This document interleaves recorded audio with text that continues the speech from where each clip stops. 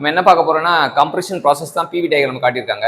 So Y axis P, X axis V. So compression ப்ராசஸ்லாம் வந்து இங்கே ஓலேருந்து வால்யூம் வந்து கம்மியாகிறது தான் கம்ப்ரெஷன் ப்ராசஸ். இது நாலுமே காட்டப்பட்ட ப்ராசஸ் வந்து கம்ப்ரெஷன் ப்ராசஸ். இதில் வந்து வால்யூம் வந்து கம்மியாகும், ப்ரெஷர் வந்து எல்லாத்தையும் அதிகமாகும்.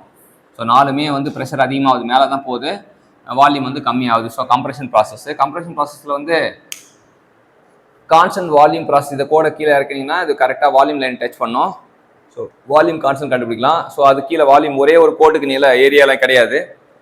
ஸோ கான்ஸ்டன்ட் வால்யூம் ப்ராசஸ் அது ஐசோபாரிக் ப்ராசஸ்க்கு வந்து ஒர்க் டன் வந்து 0-ஆக இருக்கும். அடுத்த மினிமம் ஒர்க் டன் பார்த்தீங்கன்னா area under PV diagram represent minimum ஒர்க்குனால இந்த கான்ஸ்டன்ட் ப்ரெஷர் ப்ராசஸ்க்கு தான் மினிமம் ஒர்க் இருக்கும். அதுக்கு கூட சேர்ந்த இந்த எக்ஸ்ட்ரா இந்த ஏரியாலாம் வந்து சேர்ந்தா அது கான்ஸ்டன்ட் டெம்பரேச்சர் ப்ராசஸ். அதிகமான ஏரியா யாருக்கு கிடைக்கும் அப்படின்னா ஐசென்ட்ராபிக் ப்ராசஸ் தான் கிடைக்கும். ஸோ என்ன கேள்வி கேட்டிருக்காங்கன்னா மேக்ஸிமம் ஒர்க் டன் வந்து கம்ப்ரெஷனில் எது கிடைக்கும் அப்படின்னு கேட்டிருக்காங்க.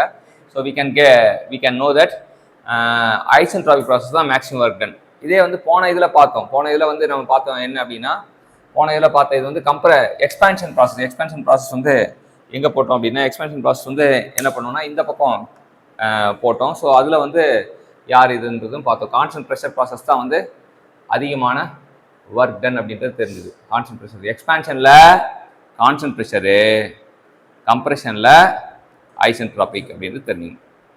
அதுதான் வந்து நம்ம இந்த இதில் தெரிஞ்சுக்கணும். ஸோ வரிசைப்படி எடுக்கணும்னா ஐசோசோரிக் ப்ராசஸ்க்கு 0 ஒர்க் டன்னு, கான்ஸ்டன்ட் ப்ரெஷர் ப்ராசஸ்க்கு அதை விட மினிமம் ரொம்ப இவன் கம்பாரிசன் இவனை காட்டிலும் இது வந்து மினிமமாக இருக்கும். ஸோ இவனை காட்டிலும் இவன் 0-ஆக இருப்பான், இவன் வந்து நடுவில் இருப்பான் அப்படின்னு தெரிஞ்சுக்கலாம். ஸோ நம்ம 4 பேரையும் 4த்துல யார் 2 பேர் வேணால் நம்ம கம்பேர் பண்ணலாம். அதுதான் வந்து இந்த கொஸ்டினோட சாராம்சம். இது நீட்டில் கேட்கப்பட்ட கேள்வி. எப்பவுமே வந்து நீட்டில் ஃபண்டமெண்டலாக வந்து கேட்குற கேள்வி வந்து ரொம்ப சூப்பராக இருக்கும். நம்ம அந்த கொஸ்டின்லாம் பார்த்தோம்னா நமக்கு இன்னும் கொஞ்சம் பெட்டர் அண்டர்ஸ்டாண்டிங் கிடைக்கும். Thank you champions.